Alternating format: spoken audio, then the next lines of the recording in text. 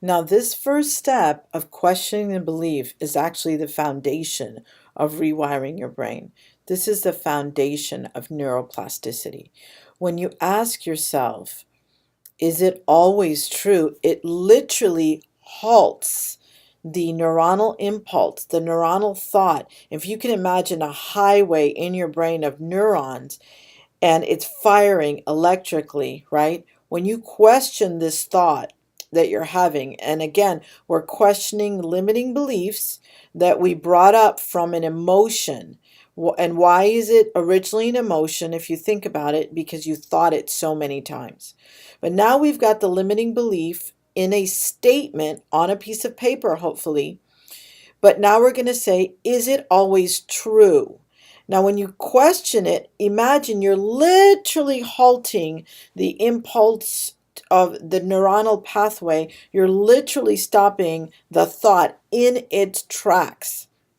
Now, what's really exciting about this, you'll never totally lose a neuron in your brain, but we're trying to rewire, we're trying to get different results in our life. So, what you're about to do is stop it and create a new pathway. So, what we're talking about is saying, is it always true? And now you're beginning to see that, wow, this emotion, this thought isn't always true. This thought, there's times where it's not always true. And this is profound when you can do this. But the next step is, if I couldn't think this thought, and we're just going to play a game, I can't think the thought. And the thought we're using is, I can't do this. I'm not good enough. So we know that it's not always true, because there was a time in my life where I was good enough. I remember going on stage and receiving a promotion. I remember getting everyone to clap, and I remember good things in my life. Now, by the way, so cool, right? When you can start to imagine this negative thought as not being true, what you're actually doing is opening up in your brain a new way of thinking about this situation, a new way of thinking about yourself or whatever you're questioning. So now what's happening is we're beginning to consider and we're beginning to reflect on times when this wasn't always true. So you want to, as you're beginning to reflect on that, you want to get, what is the cost to me of this thought? And the way the question is worded is, if I couldn't think this thought, how would I act? What would I do? How would I behave? That question opens up your awareness to the cost of this negative belief. This limiting belief is costing you. And a lot of us are numb to the cost. That's the reason we haven't changed it yet. We haven't changed it because we're unaware of the cost of this negative belief or limiting belief. So let's see. If I couldn't think the thought, I'm not good enough, if I couldn't think the thought that I can't do this, what would I do? What would I be? How would I act? And the first thing you're probably going to realize is you'd have more freedom. I would take more chances. If I thought I was good enough, I would try more. I would make more videos. I would talk to more people. I would knock on more doors. I wouldn't be afraid to approach people. So the consequences are a loss of freedom, but also a cost of self-expression. I don't take as many risks. One of the things when I invented this system, I was working with a young girl who was bulimic, and when I told her, "What if you can't think the thought I'm fat?" Now, this was the limiting beliefs that she had was she's not pretty enough. I'm too fat. Now she's a size 3. And when she was eating, you could actually see her food moving in her stomach. That's how thin she was.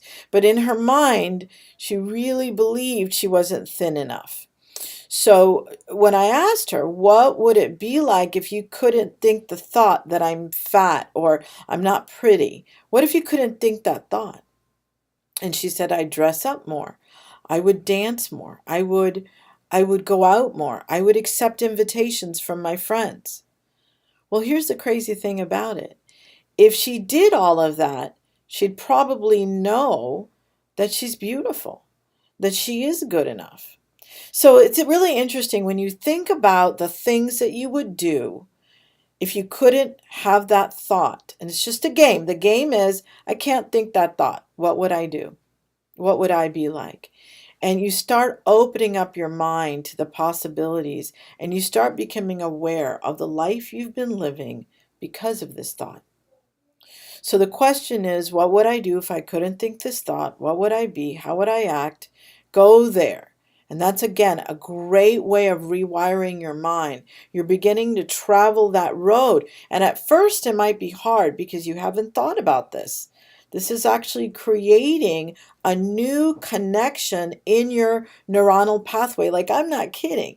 We are rewiring the brain at this point on your own. Okay.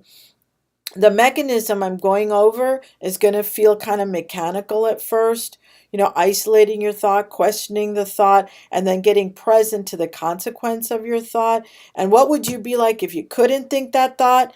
This is kind of strange, but if you do it, and sometimes limiting beliefs travel in packs, so that means you deal with one, another one's right behind it.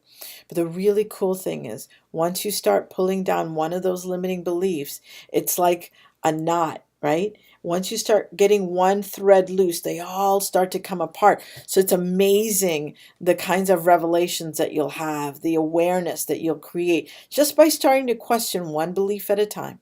One belief at a time.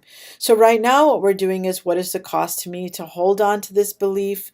And now what you want to do is ask yourself, if I couldn't have this belief, what would I do? And when you get present to a way of behaving that you may have forgotten about, the next thing to do is, so is that belief totally true? In other words, if I reverse the negative belief, and the negative belief that we're using in this example is, I can't do it. I'm just not good enough. So if I was to reverse that belief, what would it be? I can do this. I am good enough. Okay? So when you question that belief, is that always true?